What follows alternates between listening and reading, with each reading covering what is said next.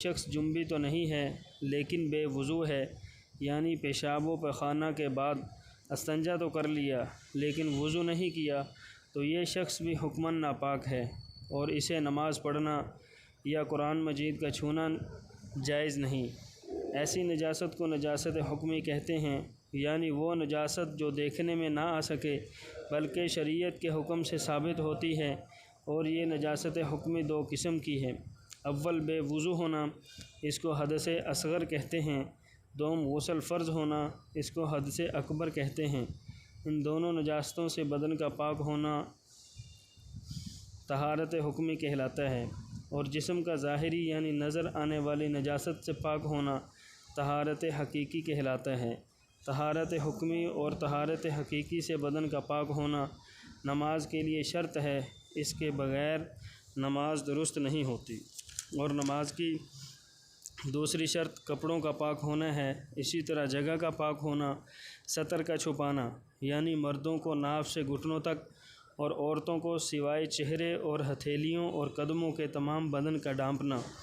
نماز کا وقت ہونا، قبلہ رخ ہونا اور نیت کرنا۔ اب ارکان نماز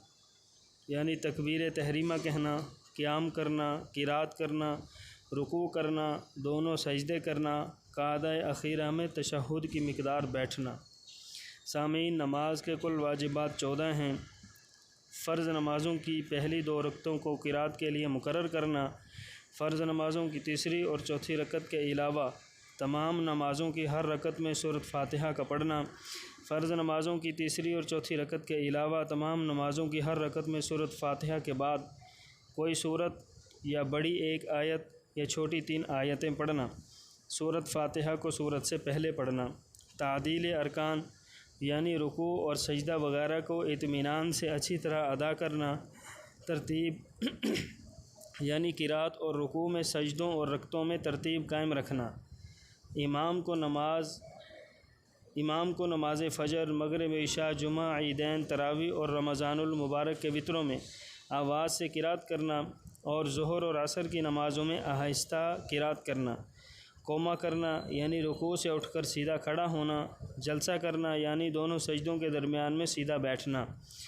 قعدہ اولیٰ یعنی 3 اور 4 رکعت والی نماز میں 2 رکعتوں کے بعد تشہد کی مقدار بیٹھنا، دونوں قعدوں میں تشہد پڑھنا، نماز وتر میں قنوت کے لیے تکبیر کہنا اور دعائے قنوت پڑھنا، اور دونوں عیدوں کی نمازوں میں 6 زائد تکبیریں کہنا، لفظ سلام کے ساتھ نماز سے علیحدہ ہونا۔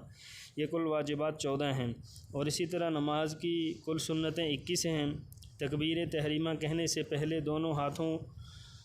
کو کانوں تک اٹھانا، دونوں ہاتھوں کی انگلیاں اپنے حال پر کھلی اور قبلہ رخ رکھنا،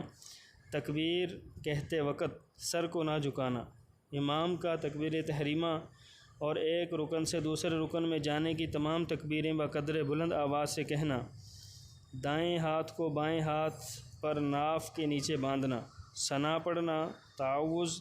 یعنی اعوذ باللہ من الشیطان الرجیم پڑھنا، بسم اللہ الرحمن الرحیم پڑھنا، فرض کی تیسری اور چوتھی رکعت میں سورۃ فاتحہ پڑھنا، آمین کہنا، ثنا، تعوذ، بسم اللہ، آمین سب کو آہستہ پڑھنا، سنت کے موافق قرات کرنا یعنی جس نماز میں جس قدر قرآن پڑھنا سنت ہے اس کے موافق پڑھنا، رکوع اور سجدوں میں کم از کم 3 بار تسبیحات پڑھنا، رکوع میں سر اور پیٹھ کو ایک سیدھ میں رکھنا اور دونوں ہاتھوں کی کھلی انگلیوں سے گھٹنوں کو پکڑنا، قوما میں امام کو سمیع اللہ لمن حمیدہ اور مقتدی کو ربنا لک الحمد کہنا اور منفرد کو دونوں کہنا، سجدے میں جاتے وقت پہلے دونوں گھٹنے، پھر ہاتھ، پھر ناک، پھر پیشانی رکھنا، جلسہ اور قعدہ میں بایاں پاؤں بچھا کر اس پر بیٹھنا اور سیدھے پاؤں کو اس طرح کھڑا رکھنا